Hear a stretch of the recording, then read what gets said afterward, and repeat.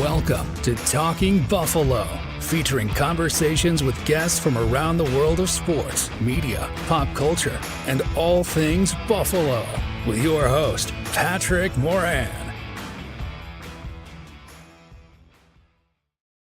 What's going on, everybody? How you doing? Welcome to Talking Buffalo. We are live here at Imperial Pizza in South Buffalo, live from Imperial Series, 1 week before the draft. I am joined by my good friend. This is like the fifth or sixth time that Jay's done this show with me. Second time in person now. First time here at Imperial.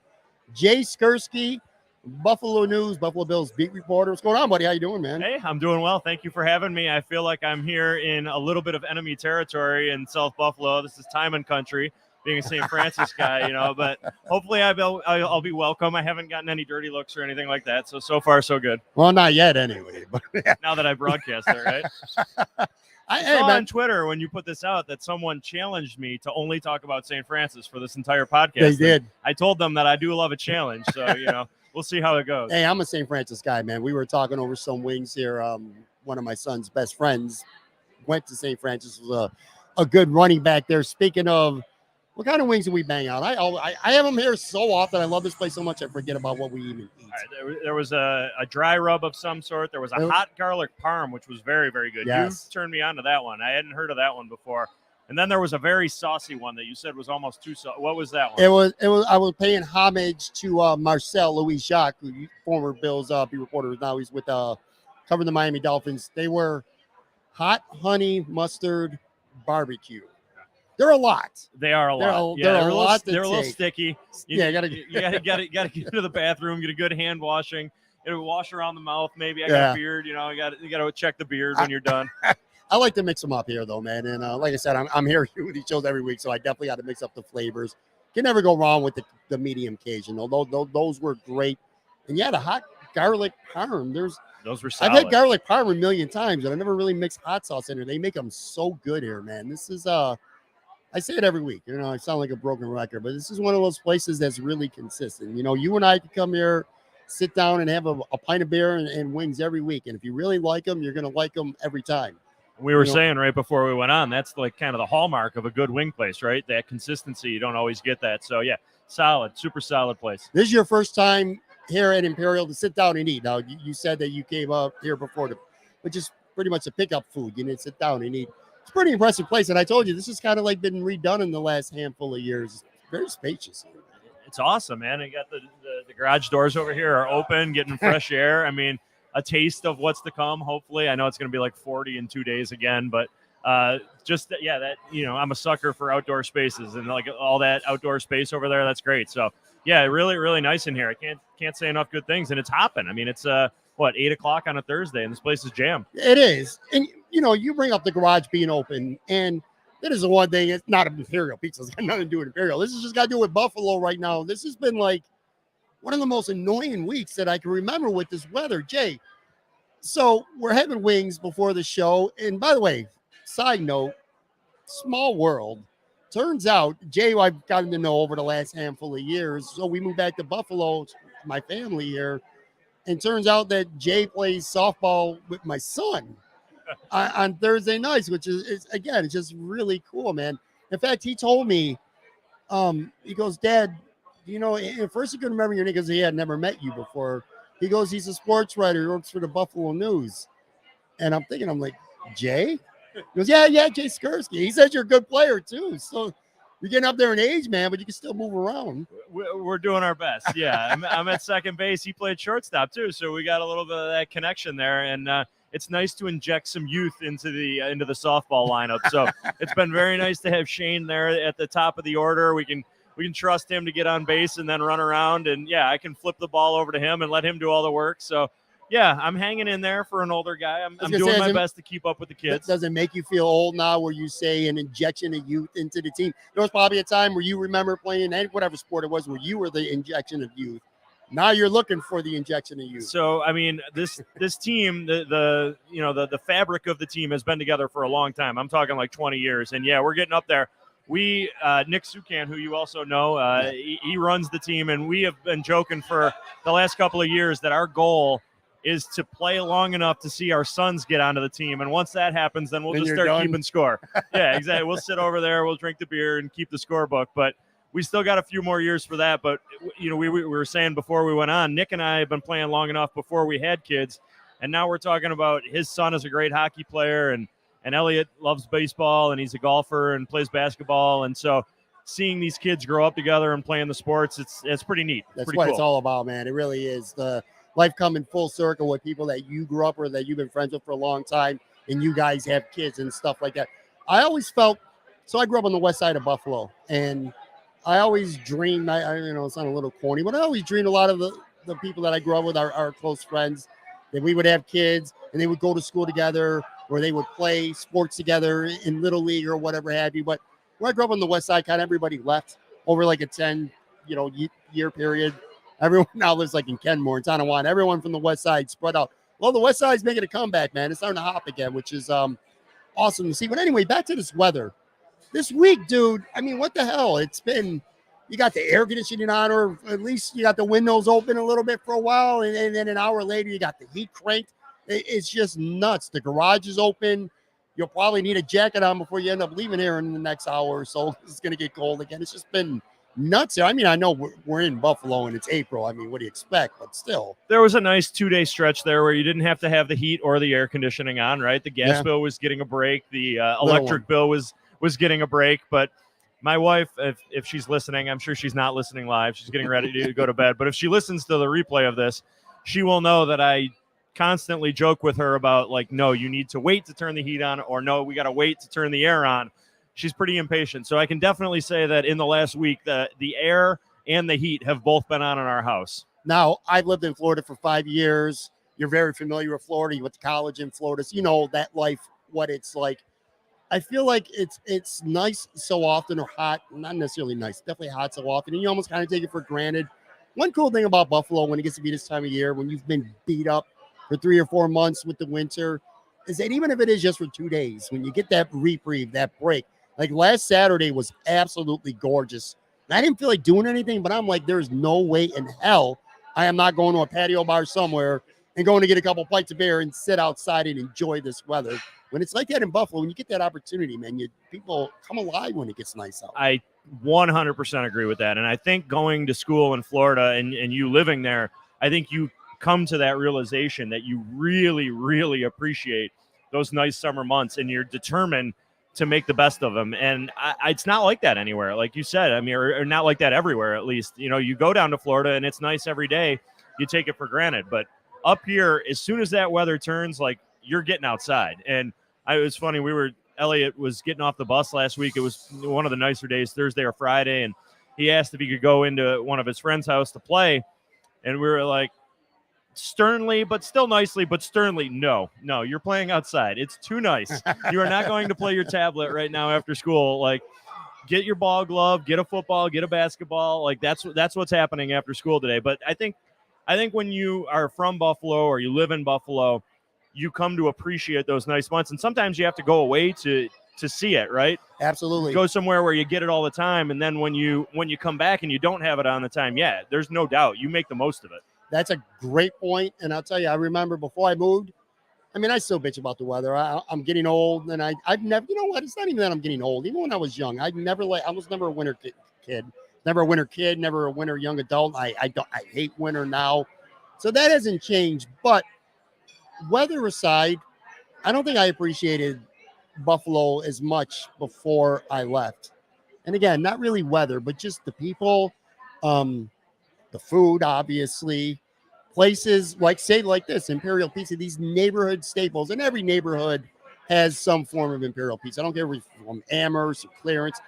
Every neighborhood has 1 or 2 staple bars, like this and Doc Sullivan's. This is the staple, the epicenter of South Buffalo. But anyway, you got your neighborhoods and your communities. And, someday, if Elliot's playing travel baseball or something, and you're going to have his team's going to have a beer blast somewhere to benefit that team.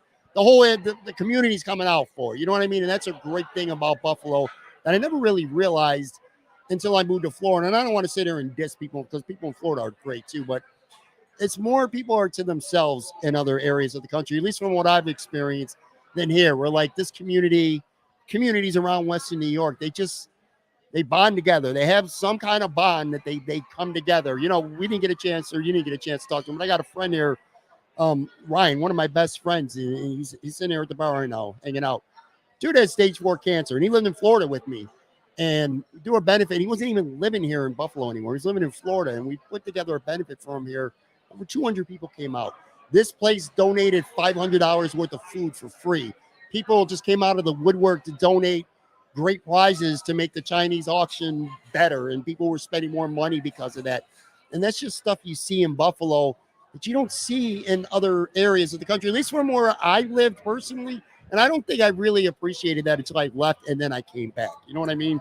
Yeah, you're going to get me emotional here, right? Well, but no, I think true, I know it is. It's absolutely true. The sense of community in this place is unrivaled, is unmatched. It's, you grow up with your friends, and you have this lifelong bond. And I'll go back to my challenge, but I'll talk about St. Francis again. And the guys that I went to school with, we are friends for the rest of our lives. Yeah. And that's not going to change no matter if we're here in Buffalo or somewhere else. But I really think that, it's bigger than just the school. It's a larger sense of community that you get here in Buffalo. And I think there's a reason that so many people leave and come back. It's home for a lot of people. And yeah, it's got its flaws and it's got its warts. And I'm with you. I wish the weather was better. The spring is my least favorite season. It's like, I can deal with the winter, but like, just give me a real spring, not 40 and raining until it gets to the summer. But, we don't get that. We get bad springs. But the weather is the weather. And again, it goes back to when it does get nice, what do we do around here? We try to make the most of it. And I think that's true in all walks of life. We try to make the most of it. We try to, pick each other up when we're down. And it doesn't surprise me at all that 200 people came to that benefit. I've seen it time and again. And, that's what people around here do. They rally around each other. It's what makes it such a great place to live. It's what makes, I think, when, obviously I'm here because I cover the Bills and I talk to those guys for a living, but, it's fun for me to hear them. We'll talk about the draft here pretty soon. They'll get these guys on conference calls after they get picked. And a lot of times they'll say, I don't know the first thing about Buffalo. Maybe I came there on a visit.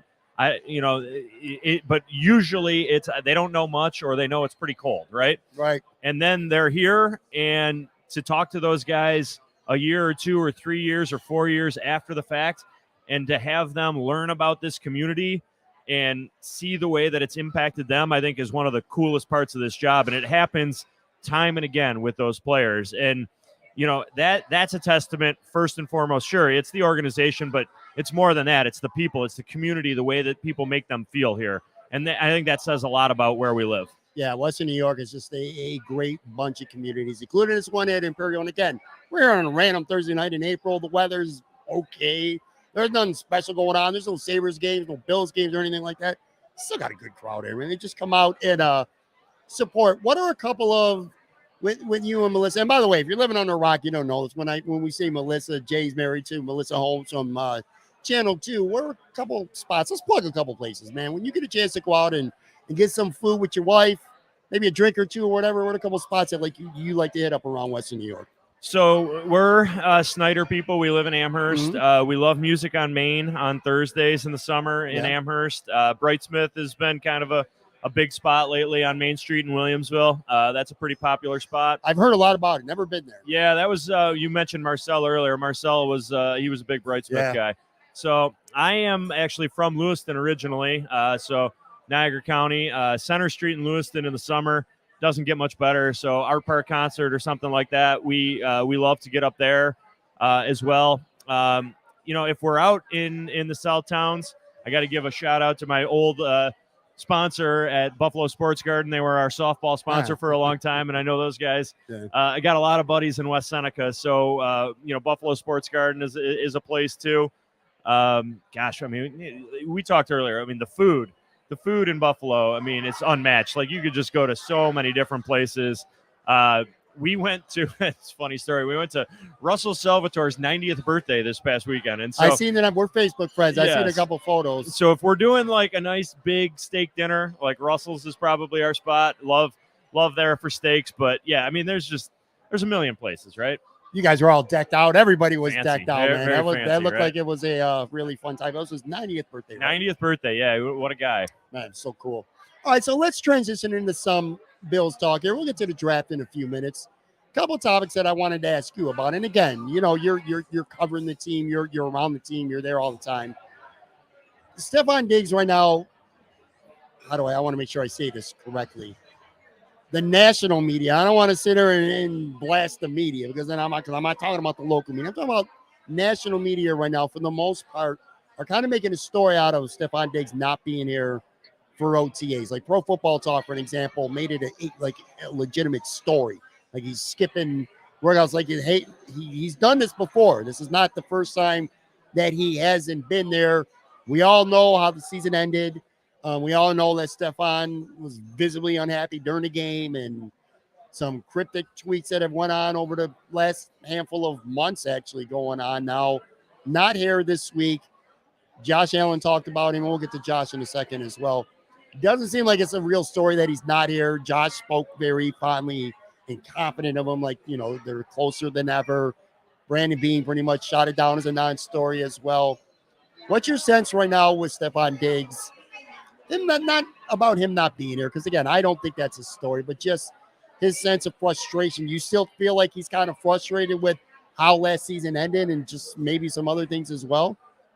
I think with how last season ended, yeah, I think he's still frustrated. Sure. I mean, he had, you know, the few times that we have heard from Stefon Diggs since the season ended, and Catherine Fitzgerald, my coworker, was able to catch up with him briefly at the Super Bowl, and probably got, I would say, the most expansive comments from him, which has not been much. He has not had a lot to say, but he admitted at the time that he was still trying to figure out what happened. And I definitely think there's a frustration there that probably isn't going away until September, right, when the games start again. What does that mean going forward? I don't think a lot, honestly, because he's not going anywhere.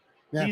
It would cost more to trade him than to have him on the roster, right? That alone makes it unlikely, highly unlikely that they would do it. And on top of that, it doesn't make you better. You're better with Stefon Diggs. So I see this as a total non-story. Now, let me add to that, though, that, you know, he's a team captain, right? Mm-hmm. Stefon Diggs should not be above criticism. And in fact, I think should be held to a bit of a higher standard as a team captain. So I was critical of him when he didn't speak to the media after the loss to the Bengals. I thought he should have owned it. Yeah. I'll say that again right now. I thought he should have owned it. Why doesn't he step up? You know, their last 2 playoff losses, he has had very quiet statistical games. Now, I know against Kansas City, Gabe Davis had that monster game, and that point was kind of lost. But the point I'm making there is that I think Stefon Diggs should have answered as a captain. He should have spoke for his team about what happened in that game. He didn't, and I was critical of him then, and I'd be critical of him tomorrow or the next time we talk to him.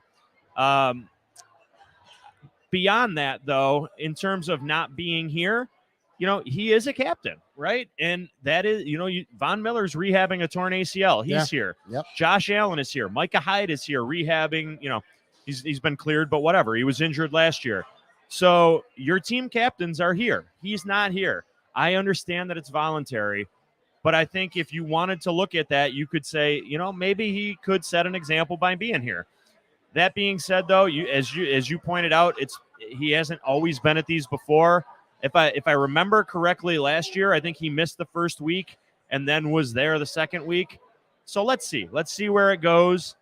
I wouldn't read too much into it, as you know, there's all sorts of drama and negativity, and it's an impending divorce or anything like that. I don't think we're at that point, but I also don't think that it's fair. I also don't think that we should look at Stefon Diggs as being above any type of criticism. What happened in Minnesota previously, does that heighten the worry? Maybe, at least if you're a fan right now following this team and how things kind of went down with Diggs in Minnesota, do you think that might add a little bit of anxiety or worry? And also, this is kind of a second question as well. If look, you're a competitor, you want to win. You're a team captain. You're one of the better players on the team, one of the best receivers in the NFL for that matter. His stats over the last 3 years, he's been here 3 years. He quite literally has had the 3 best seasons in the history of the franchise, all 3 years of being here. It's not like he's not getting the football. Like why are you so mad? You're literally setting records every single season. You know what I mean? Well, and to your question about the way that things ended in Minnesota, I mean, what more does he want? He's gotten paid. He's getting the football. So no, I don't. I mean, I can understand that he came in with a bit of a reputation, but I really don't think that there should be, quite frankly, anything that he should be all that upset about. He's gotten a new deal, and he gets the football all the time. He's playing with one of the best quarterbacks in the NFL. He's playing in in front of a fan base who loves him, loves the Bills. So, yeah, I mean, I don't know necessarily that, what happened in Minnesota is repeating itself. I don't think that it is, but I could understand why fans might be a little bit uneasy about it, about the potential of that happening. That's fair. When it comes to Josh, when he spoke this week, what was your sense listening to him speak? Been rumors of stuff going off the field, which I am absolutely going to not talk about. That's none of our business. That's personal. That's between him and anybody else. So I feel like it's not my place to talk about. This isn't a gossip podcast. But anyway, we all know he might be going through some shit. What was your sense of just hearing from him this week? To me anyway, seemed pretty focused, pretty relaxed. What was your take? Yeah, I mean, I would say very focused. I thought, there was a couple of interesting comments. Number one, that he said he was more focused than ever on football right now. But the thing that I found most interesting was the quote where he said that, I've always viewed myself as a football player first and a quarterback second, and I'm aware that at some point in my career that's going to have to change. And that, to me, was very telling. Because he was not asked about it. I'd have to go back and listen to the exact wording of the question, but it really seemed like he wanted to bring that up, and that he wanted to get that point out there. And the reason that I find that interesting is I'll go back to Brandon Beane's season-ending press conference, the day or 2 days after they lost to the Bengals. And if you go back and listen to that very closely, he was talking about Josh Allen and the topic that has been on the table basically since this guy came to Buffalo and was drafted, and about him running and the amount of running, and is it too much, and is he subjecting himself to too many hits while running? And for the longest time, I thought that the Bills' response, whether it was from Beane or McDermott or Brian Daboll or Ken Dorsey, was, we talk to Josh all the time. We don't want, we want him to slide when he can slide. We want him to get out of bounds when he can get out of bounds. But we're never going to coach that out of him. And, it's Josh. Josh is going to be Josh, and it's part of what makes him great. But if you go back and listen to that very carefully, and I maintain, and this is just strictly my opinion on listening to it, but I thought for the first time I heard some frustration in Brandon Beane's voice about it. And in the sense that, this guy's got to stop taking so many hits. And we don't know how many different ways we can tell him to stop taking so many hits. Now, I asked Alan, was that your message there about being a quarterback first and a football player second, is that internal, or was that maybe messaging from the team? And he said it was internal. It wasn't anything that the team had told him, but we know that that's been a topic for a long time.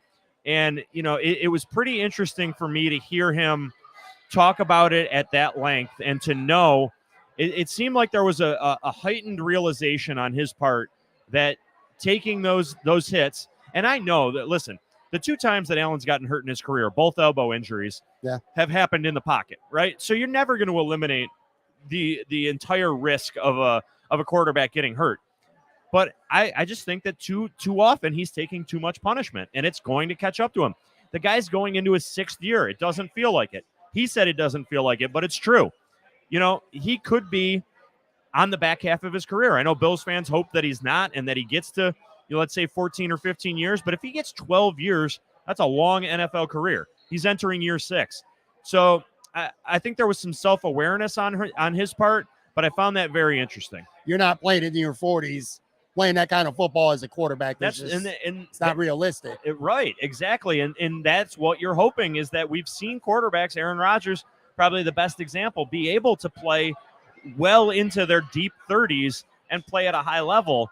But we've also seen it go the other way with Cam Newton, where the guy's fallen off a cliff, and how much of that had to do with the physical punishment he took. Realistically, though, how much can he expect to ever change the way he plays football, and how less effective would he be if he's doesn't have that mentality that, well, I got to get this first down, so I'm going to try to run someone over if I got to, if that's what it's going to take to move the chains. Well, and he said, and he basically said that if they need 2 yards for a first down and he's close to the sticks, he's putting his head down and he's going for it. And I get that. My thing is there's a couple of different ways that this could change. Number one, is Damian Harris, who they signed in free agency, a legitimate short yardage back? Mm-hmm. They have not had that on the roster. They wanted it to be Zach Moss. It wasn't. They need that, right? You don't want to have to depend on Allen on those 3rd and 1 and 3rd and 2s every time. It works. He's good at it, but that's where he's taking a lot of hits. So ideally, can you get a running back who can help you in that regard? And then the rest of that is just he's got to be smarter at times. You're right. 3rd and 2. When you're going for it, you got to go for it. But 2nd and 8, 6 or 7 yards isn't going to make it. It's not a big difference. Right. Even 4 yards, even 5 yards, get it into manageable and slide. I mean, I'm laughing. You're right, though. You're 100% right. I'm just thinking of the player, and I'm like, yeah, but he wants to be on ESPN's highlights. I know, as much as possible. You're right. He's got to change. I agree. And I just wonder if maybe that's finally sinking in. A lot of talk about adding weapons, and of course, we're gonna spend a few minutes at least talking about the draft. But one of the biggest stories this offseason, or at least on social media anyway, has been DeAndre Hopkins and the potential of him getting traded here. Now, to be fair to people who are saying, well, it's a non-story or whatever, Hopkins himself, and I personally know of 2 players that, and I 100% believe them, Hopkins has told them both that he wants to play in Buffalo. And there was even a video about where he didn't say anything, but he gave facial reactions and he smiled about Buffalo. So he's kind of adding some fuel to the fire. He had the Buffalo Soldier video that got taken down. He took that down pretty quickly. But still, we pretty much know that he would like to be a Buffalo Bill at this point, or at least it's one of the teams that he would like to play for. But Brandon Beane kind of really downplayed it.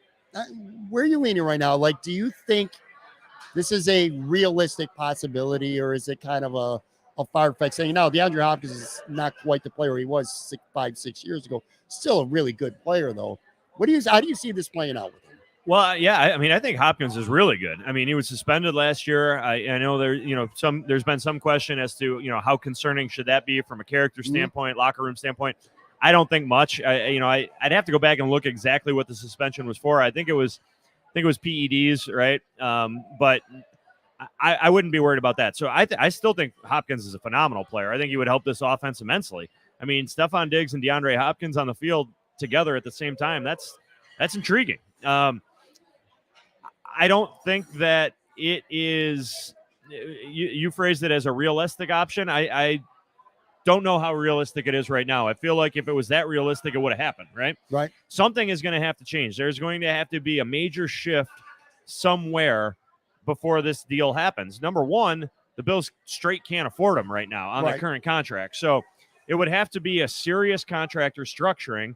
He's not going to want to take less money, right? And I don't know that the Bills are going to want to extend him in an effort to sort of bring that salary cap hit down. So is that the sticking point?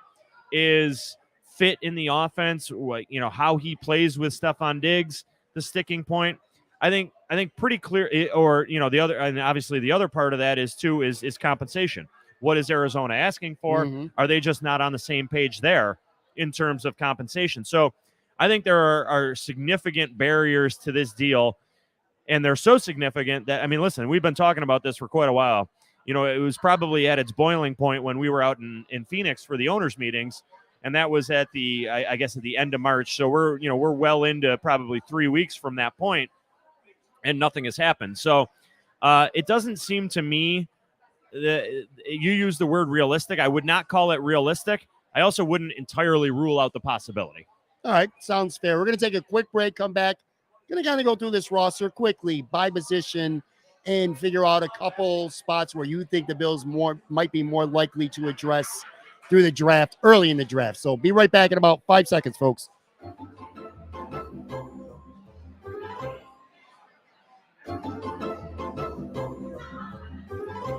All right, I'm back with Jay Skurski of the Buffalo News live here at Imperial Pizza. So the draft is as we're taping this, literally a week away. By the way, If people are watching us on video, we're live streaming this on Thursday night. Most people are going to be listening to this in podcast form on Friday. All right, so yeah, we're about a week away from the draft. We don't need to spend a second on quarterbacks. The Bills aren't taking, well, I mean, they might take a developmental guy maybe late in the draft. Maybe if they're getting sick of drafting or signing a one-year veteran every year, maybe they figure it's time to maybe they'll try to develop somebody late in the draft. But again, they only got 6 picks, though. So, and I'm sure as of right now, Brandon Beane finds those precious. Running back, you talked about Damian Harris. I think he's a good addition. James Cook going into year 2. Hines is back this year. Do you see running back now? Bijan Robinson is the big name. I don't think he's going to be there. I got to ask you this because we do this every year. First round running back, there's always one. There was Travis Etienne, and then there was Breece Hall last year, and that was Bijan Robinson. I don't need to ask you if he'd be a good fit. Of course, he'd be a good fit on this team, but do you think it's realistic that the Bills could potentially want to go Bijan Robinson hunting if he were to slip to maybe 18 to 20, somewhere around that? Whew, now we're even talking about trading up for a first-round running back. It's crazy, no. But he's yeah, good. no, I'm not team first-round running back. I haven't been for a long time. Just look at the running backs that have been taken in the first round and how those teams are doing or have done. Leonard Fournette, Saquon Barkley. I know he had a great year, and the Giants were a nice story. But what have they won with Saquon Barkley? And those are just 2 top 5 examples. You can go down the list from there. Josh Jacobs in Vegas now. What have the Raiders won with Josh Jacobs? I just don't think it's a wise use of resources. I think now Robinson is a really interesting case though, because depending on who you listen to, I think Daniel Jeremiah has him as the 3rd best player in the draft. Yeah. Todd McShay, the 2nd best player in the draft. To your point, I don't know that he's going to be there, so I think this is all kind of a moot point. But no, I mean, I'm just not team running back. I just don't think it's a wise investment in resources. And I'll say too that I feel like we do this every year around the draft where the Super Bowl ends right early February, mid-February, and there's a little bit of a window where free agency kind of captures our attention, but it's only for probably a week or 2. But really the draft is the marquee offseason NFL event, right? And it's so late in the game that we're already here almost into May that we just talk ourselves into things. Like we can convince ourselves of just about anything and just about any position. That's and true. It's like, no, the Bills aren't going to take a running back in the first. Let's stop it already. You're so Why right. do we keep doing this? I have literally talked myself into minus quarterback pretty much every single position on this football team at some point. The Bijan Robinson thing just happened over the last handful of days. I agree with you. And furthermore, even if he somehow fell, do you feel to some extent, let's just say they did take him, okay, and he fell to 27 and somehow they took him. To some extent, aren't you almost punting your 2nd round pick from just a year ago? Because now James Cook is a clear-cut number 2, not just for his rookie year, but for years to come. Yeah, I mean, absolutely. He's your 3rd down back at that point, right? I mean, Robinson's going to come in and be, as much as there is a 3-down running back in the league, be about as close as there is to it. Yeah. So, there's an interesting thing about James Cook, though, that I think I want to bring up, and this is an idea that I'm going to explore next week in the Buffalo News. And this, so do you remember what happened before they took James Cook? No. Cheated down not once, but twice. Right. What does that tell you about what they thought of James Cook as a player, right? Right. To me, it tells me that they didn't have a 2nd-round grade on James Cook. They weren't running to the podium when James Cook was on the board and taking him, right? And that's something that I think is really interesting about this draft is they're picking at 27. I would bet you all of the Imperial Pizzas in the world that they don't have 27 first-round grades on players. Right. And they may not have anywhere even close to that number. Right. So the thing that I find interesting about that, though, is, all right, so 27 comes up. You're on the board. You don't have a trade-down partner. You're going to take a guy there, right? You're going to have to. And for the rest of that player's career, he's going to be looked at as a first-round pick. And he's going to carry the weight of expectations that come with being a first-round pick. The Bills themselves probably never thought that guy was a first-round pick. James Cook, for the rest of his career, was the last pick in the 2nd round.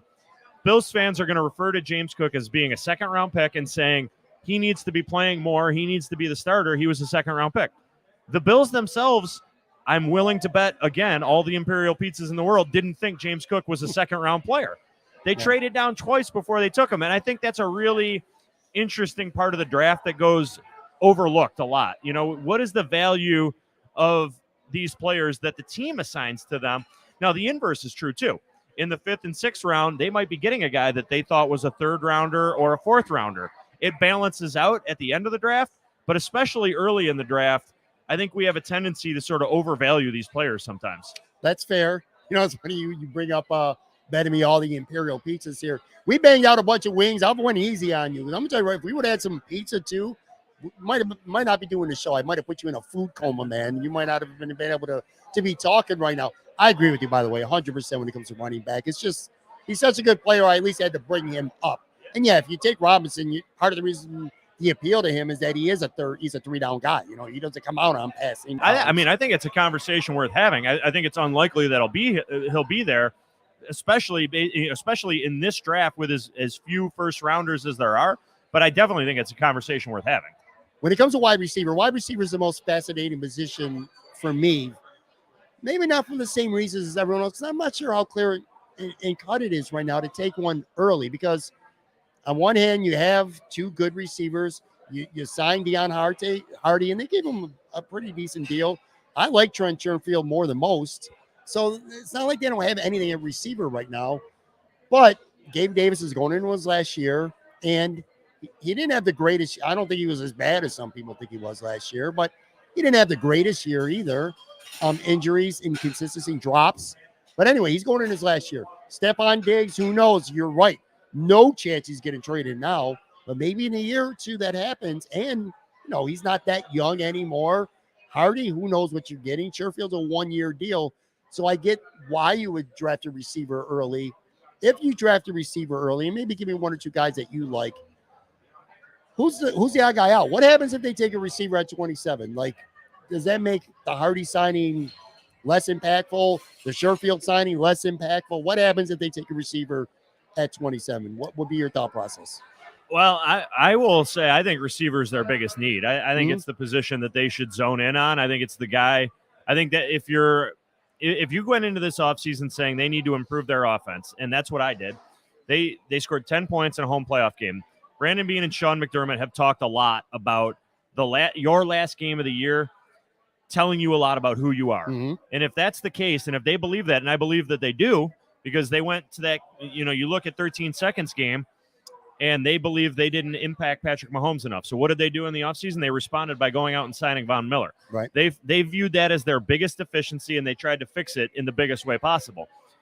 I believe that they should look at scoring 10 points in a home playoff game and saying, we need to give Josh Allen more help, and trying to fix it. Now, they have not done so, I would say, in a really meaningful way.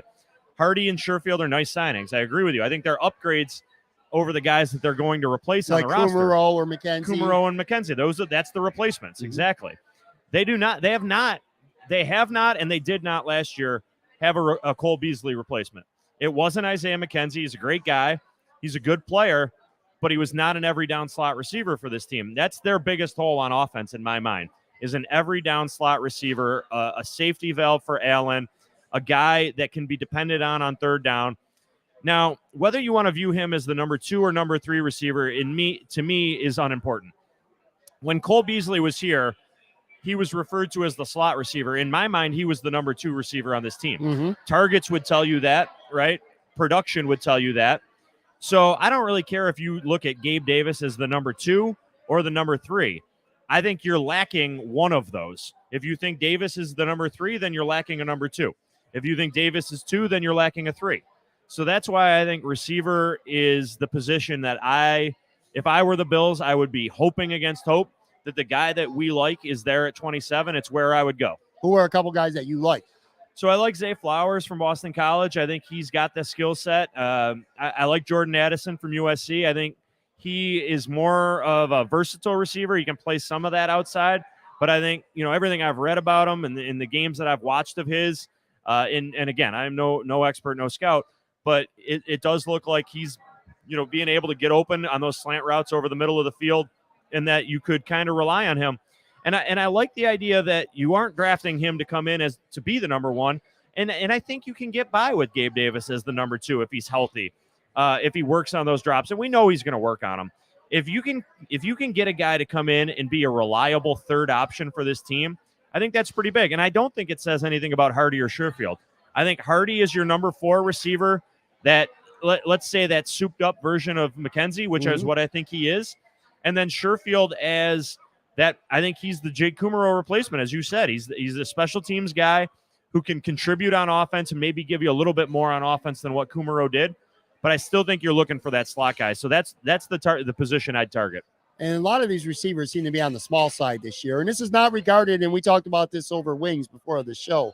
This draft class, generally speaking, not just receivers, I'm not hearing a lot of love for this draft class. Like, this is not like an elite draft class by any means. It's bad all the way around. Yeah. And we were talking to Tyler Dunn, our buddy that I know you've had on the podcast, and love his site. And he has Bob McGinn, a longtime Packers writer, on his site, and I've been reading his draft column that's starting now, and he's got some quotes from some scouts in there, anonymous scouts, that say it's one of the worst drafts in recent memory. So it's a pretty weak class. And you can kind of go position by position. I know there's a few, and I'm sure we'll talk about a tight end. It's a very strong year. Cornerback, it's looked to be a pretty good year, but some positions that the Bills maybe want to target, and wide receiver being one of them, it's looked at as not a great year. Let me try to be a salesperson right now. You're talking about receiver, and I'm with you, by the way. I'm sure shit ain't going to be mad if the Bills take a receiver at 27. But you mentioned tight end, and it doesn't feel like if you're going to say at 27, I hate it. But go ahead. I hate it. I'm going to say it at 27. Michael Mayer or Kincaid. I don't know how much you've read up or know about Dalton Kincaid, but I don't want to go as far as say studied him. I'm not like this film guy or anything, but I've watched a lot on him, and I just look at him as a great fit. And it's not even, they would have to change personnel. I get that. And you just signed Dawson Knox, and you just gave him money. So I get that.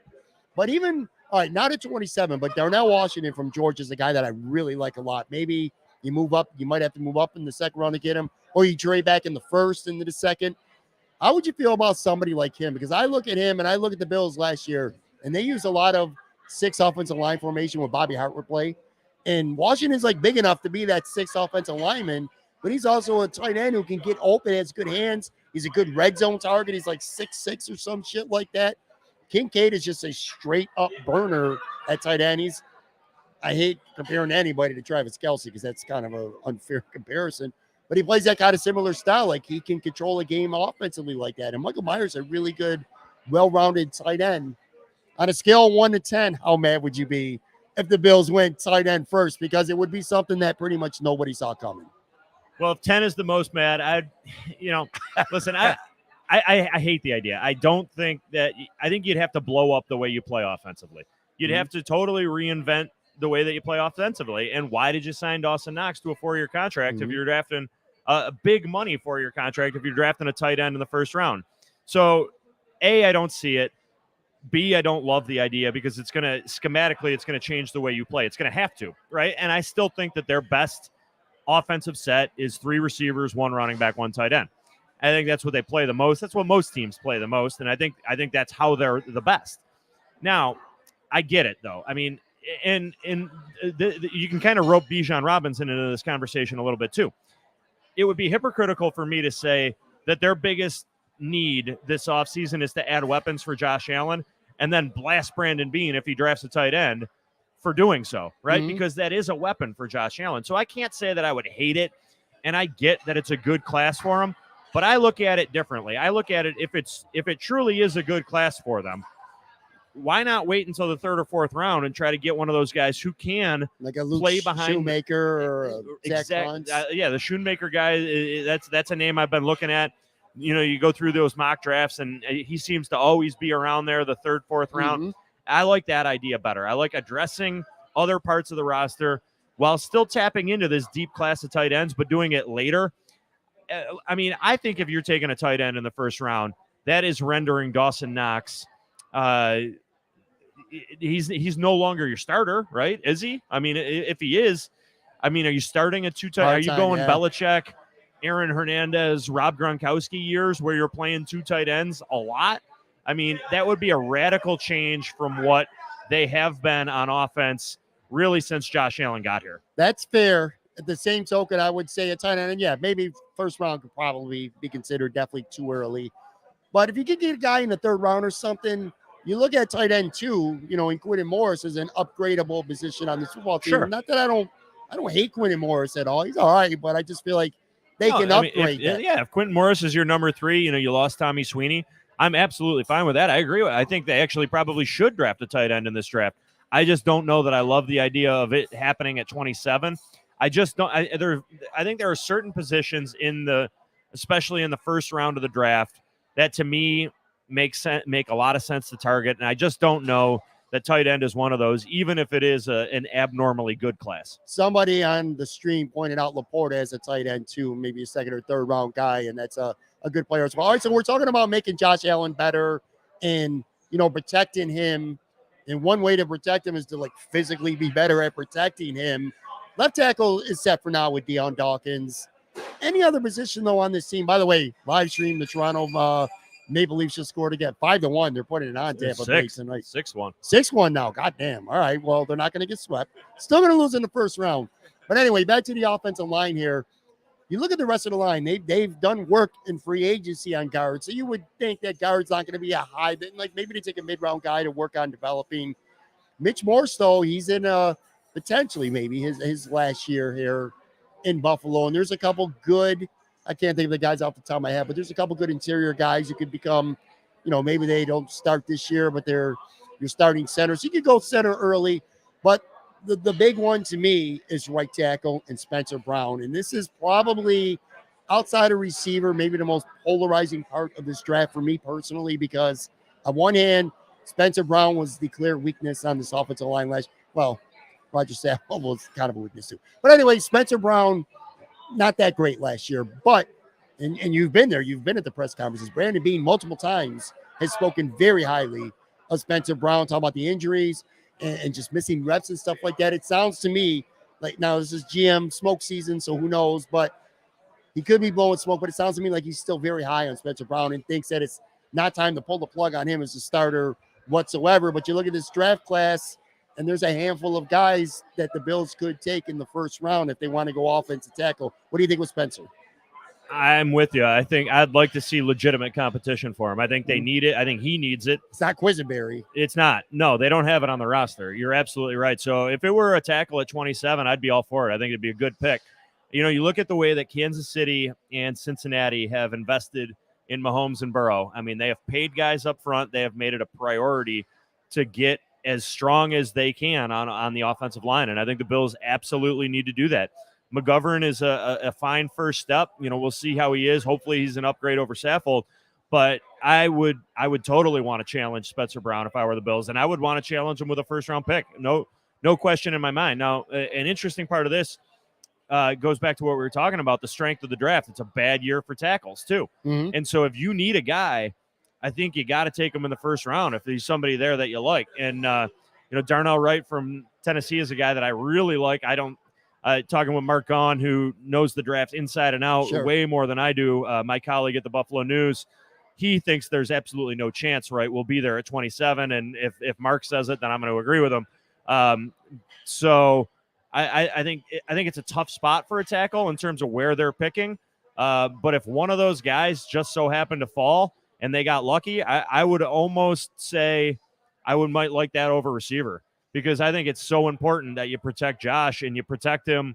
You do all that you can to give him the best offensive line possible. And Spencer Brown was a weak link for this team. He definitely was. I go back to mock drafts, and he's a popular. I'm talking about right now. He's a popular pick for the Bills. To your point, I don't think he's going to be there either. And I can even go as far. We both don't think the Bills are going to trade up. I think we agree on that. It's unlikely. It's possible, but unlikely.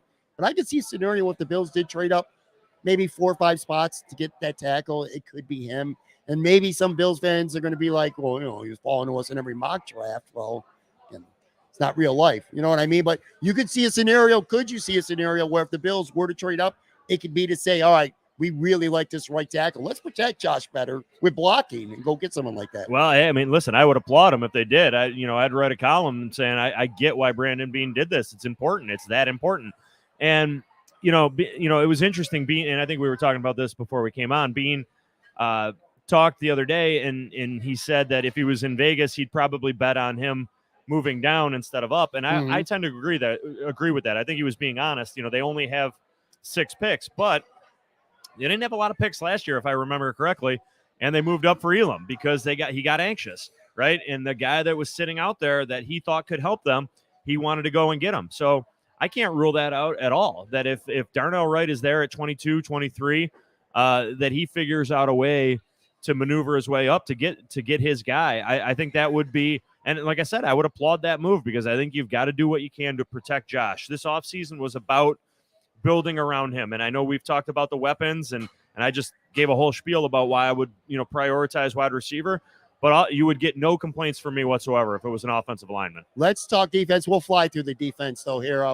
Defensive end, I mean, that's a position I know Bills fans don't want to hear that because of how much draft resources they've dumped in the defensive end over the last handful of years. But you look at this unit right now, and you got a guy in Vaughn Miller, an elite player, but he's coming off an ACL. He's 34 years old. Ebenesa has been so-so, and he's going into his last year. Boogie hasn't shown too much, and he's going into year 3. Greg Rousseau seems like the only solid guy. And they brought back Shaq Lawson again for another year. Who was really good against the run. Doesn't really give you much in the pass rush, though. But I don't know. Defensive end, realistic to see that again. Maybe first, if not the first 2 picks. Hate it again. Hate it again. Hate it. Absolutely hate it. Listen, I get it. I know what you're saying, and I know that you shouldn't chase just because you've spent resources there doesn't mean you haven't gotten it right, especially when it comes to probably Basham. Epenesa, I think, quietly had a decent, at least statistical output. I think the guy that they're pretty high on is Rousseau. I think they like Rousseau a lot. Sure. And I think they like him. He got hurt last year, right? He had that high ankle, and I think that impacted him. So I think you got 5 pretty decent options there at defensive end. Would it absolutely shock me if, one of those guys that was perceived to be maybe a top 15 pick somehow fell to 27 and they took him? No. I mean, it wouldn't shock me, but again, it's not a position that I would be prioritizing in the first round. Agreed 100%. Defensive tackle. So you got 4 guys. You're running it back at defensive tackle. You got Ed Oliver. You got Jaquan Jones. You got Tim Settle. And you just brought back Jordan Phillips. So you're set with your 4 guys for this year. That said, literally none of them are signed beyond this year. And you got to look at least Brandon Beane, I'm sure, looks into the future somewhat with his draft picks, for sure. And you look at this team and it's like, well, what about beyond this year? And defensive tackle seems to be, and again, I'm no draft expert, but it seems to be a position that in a draft class that as a whole is not that good. Seems to be a good handful of prospects in like that late first between 27 and 59 that could come in and be good fits. Maybe they're not starters right away, but they get playing time and then take over. What do you think about that position? Yeah, it's a need. There's no question, right? And I agree with you. I mean, Bean brought it up himself, or he was asked about it, but he brought it up, and he knows, right? It's unusual, honestly, to have all 4 of your projected contributors there be going into their free agent year. I mean, that's weird, So it is let's not even call it a long-term need. It's more of a medium-term need, right? So again, do I love the idea of spending a first rounder there on a guy who's going to be part of a rotation and really not play that much? I don't love that idea. I think, second round feels a lot more palpable to me, but is that guy going to be there? I would disagree with you slightly. I think it's a pretty thin class, again, at defensive tackle. And is that guy going to be there at 59? I think that's one of those sleeper positions that we can't totally write off. Sure. Because that need is so real. It's not going to move the needle. It's not going to sell a lot of jerseys if they take a defensive tackle, but I could understand the reasoning for it. It's definitely a need position. As of right now, you take the whole defensive line. They're literally running back. Everybody is back last year from the defensive line.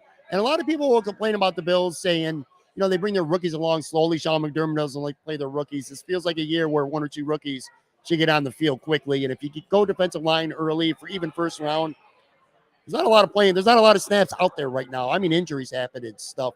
But linebacker is the big position. I guess the only question I got, because we already know about Jack Campbell and Drew Sanders, we're not going to break those guys down right now. Those are considered the 2 guys who could probably come in if the Bills take them early, and they might be the day 1 starting middle linebacker.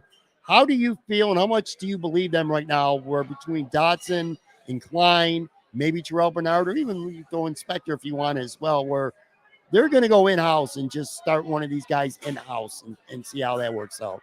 Boy, that's a great question. It's kind of, I think it might be the biggest question looming over this draft, really, right? Because you look at it and, Bean has always talked about the whole best player available idea, right? He loves to bring that up. He talks about that, using free agency to fill holes on the roster to free him up to take best player available. Go back, though, I would ask everybody out there listening to go back and look at his first-round draft picks, right? Starting with Josh Allen and Tremaine Edmonds, continuing through Ed Oliver, Greg Rousseau, who am I missing? Kyer Elam last year. Every single one of those picks filled arguably the biggest hole on the roster at the time, right? Yeah. So he has, was it truly best player available, or was it best player available who filled the biggest need on the roster? Right. And the biggest need on the roster right now, arguably, at least, no question, defensively is middle linebacker. Sure. And maybe that's the entire roster, right? So that's why I can't totally eliminate the possibility of them drafting a middle linebacker as high as 27 overall. Would you like to get that guy at 59? Absolutely. If Jack Campbell were on the board at 59, run in the card, right? No doubt. I'm a little worried that he's going to be there at 59. Heck, he might not even get out of the first round. And the same thing goes for Drew Sanders. We could throw Trenton Simpson in there from Clemson, probably the only other linebacker that's maybe worth that conversation. Mm-hmm. So that to me, I think is probably the biggest question looming over this draft is how does he truly feel about what he's got on the roster at linebacker? If he's truly comfortable, then maybe his attention is on offense. But if he's not, and Campbell or Sanders is there at 27, and he doesn't feel great about them being there at 59, does he just have to take them? In a perfect world, as a Bills fan, I want 27 to either be, if you like a receiver a lot, go get him, or if you really like a right tackle and the right one falls to you, go get him. And not lost on me is the fact that, and Brandon Beans talked about this, the Bills got a third-round comp coming next year. Well, they're going to. It's not official, but they will. So they're going to have 2 thirds next year. Maybe you take your second 59 and one of those 2 threes next year to move up into the second round, and you go get your Campbell or your Sanders. You can go get your receiver or tackle in the first round and maybe move up in round 2 and give up an asset for next year to go get your linebacker. I'm with you. You can't trade that projected compensatory pick because you have to have it, right? But you could trade your own. Right. So yeah, you could do that. You could dip into the future a little bit that way. Knowing, and like you said, knowing that you're probably going to get a compensatory third. I'm with you. I think that would make it a little easier for me to digest that they're getting that linebacker, but they're doing so while also addressing the offense. And I think you're probably right that if you want Campbell or Sanders, when you get into the mid 40s and they're still on the board, you're probably getting pretty nervous that they're going to get down to 59. Yeah, I agree. All right. We'll go one more position. Corner, I'm not going to spend time talking about. It could happen. Maybe they'll take a guy. I mean, you can never have too many corners. But you use a first rounder last year on Elam. Trey White is going to have a full off season. Hopefully he's going to be back to 100%. They like what they saw from Christian Benford. They tendered Dane Jackson. He's back. So, and, of course, Teron Johnson. So they seem pretty deep at corner. It would be a surprise to me for them to take a corner before day 3. I would definitely take a corner on day 3, but I wouldn't do it before. I'm in the camp of draft a corner every year, but yeah, this year do it late. Now, safety is a position that definitely intrigues me. They bring back Jordan Poyer, which is probably the biggest surprise of the offseason that he re-signed. It seemed like a formality that he was going to Miami or somewhere, that he wasn't going to be back. So he's back. Micah Hyde's back. Damar Hamlin just this week said that he plans on playing again. God willing, he will, and we all hope that works out for him, of course. And they signed Taylor Rapp, so they seem on paper pretty deep at safety, but yet they've had pre-draft visits. They've had some safeties. I've even heard talk that Branch, the kid from Alabama, could be a potential first-round pick near the end of the first round. He's just a really good football player. How do you feel about this position? Because this is one where I'm kind of like, it feels to me like they shouldn't even be thinking about safety, but they are, clearly. You know what I'm going to say again? Hate it. You hate it? Yeah, I hate it again. No, I think I've seen the stuff about Branch. I mean, he's probably the only first-round safety. I've said this about a lot of positions here today. It's another bad year. It's a bad year for safeties, too. It's not a deep class.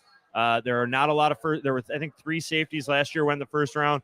Branch is the only one that's got any chance this year. I get that it's a need. Probably after this year, you're looking at potentially losing both Hyde and Poyer. And to your point, you certainly hope that Hamlin comes back and he's healthy and can be, a contributor. But there's a lot of unknowns there, right? The thing, though, is that I think that Rapp signing was pretty significant. I mean, he's a young guy. Yeah. So I could see him contributing beyond this year. Obviously, he's only on a 1-year deal. They'd have to re-sign him. But I think having him in-house, getting him for a year, seeing what he's all about, seeing how he fits into this defense, if you decide to move on from Hyde or Poyer, maybe one of those guys is back and maybe Rapp slides into that starting lineup. So I don't love the idea of a safety early in this draft. I think they've done enough that you look at safety right now and you would argue it's maybe the deepest position on the team, right? So given that, and I know that there's a medium to long-term need at the position, but I'm in a Super Bowl window. I'm not drafting for 2 years down the road for safety. I'm drafting for a guy that can help me right away, and I don't think it's a safety. I was going to ask you, that was going to be the last question, is if there's one thing about the Bills and Brandon Beane, it seems that he does draft with his eye on the future a little bit too much, where conversely, you look at a team like the Chiefs last year and all the rookies that played for the Chiefs. Now, injuries caused some of those, of course, but yeah, I was going to ask you, you want the Bills to get a couple guys, at least the first 2 to 3 that are going to matter this year. And, you go draft, for an example, you could go get a great center in the second round, and he might be a stud, and he's going to take over for Mitch Morse maybe in 2024, and he'll give you 3 or 4 years as a starter. But what is that doing for you right now this year in a Super Bowl window, Not a lot, and that's why, I want my first-round pick on the field. If it's not week 1, it's early in the season as a starter. I want my second-round pick, as a contributor. I even want my third-round pick working his way into the lineup. And then, if you get contributions beyond that from day 3, last year, listen, who had Christian Benford being the opening day starter at cornerback last year? No one, right? So if you can, strike gold in that way with a day 3 pick, that's great. But I think you need to come out of this draft with at least one starter in the first round and at least with a guy in the second round who is a regular contributor. Last question, I'm going to let you go here. Don't give me the player and not who you want, what you think the Bills are going to do. And again, we're a week out. You reserve the right to change your mind. You're going to be writing all week. I'm sure you probably will change your mind 5 times. But right now, in this moment, as we're wrapping up this conversation here at Imperial, when the Bills are on the clock at 27, what position, don't give me the players, what position do you think they're going to call out? Well, if I had a coin, I would flip it right now between offensive tackle and wide receiver, but I'm going to go with wide receiver. I think that's as I alluded to earlier, for all the different reasons, I think that's the position that you want to address, that a guy can get into their top 3 and get meaningful snaps very early in his career, as soon as week 1, really, if he's a slot guy. I think while it's not a great year overall for receivers, you've heard a lot about guys that are best suited for the slot. I think that's the opening on this team. I think that's the opening in the projected starting lineup right now. So I'm picking here a week away and a week and maybe 2 hours from when they're going to make their pick away. I'll say wide receiver. I tend to agree with you at the end of the day. Again, all this time to think, my mind wanders. It goes all over the place. But at the end of the day, I just feel like receiver would be the best one. By the way, this is weird when I'm doing a stream live like this because people have been commenting. I know we've been locked in there. And I'm kind of looking at the camera. I don't even know where to look because I'm trying to make sure I get people's comments in. But anyway, that is going to do it for this show. Thank you again to Imperial Pizza. It's always awesome to come out here and do this show every week. Make sure you follow Jay on Twitter at Jay Skurski. Jay, Catherine, Ryan, Mark on, of course. Guys, I know you're going to crush it. It's money time, man. The cream rises to the crop around this time of year. I'm really looking forward to reading your guys' work all the time, but especially over the next week to 10 days or so. Thanks, buddy. This was fun, man. This is awesome. Yeah, thank you for having me, and thanks to everybody here for having us. This was a lot of fun. All right, guys, we'll be back. A bunch of new shows next week.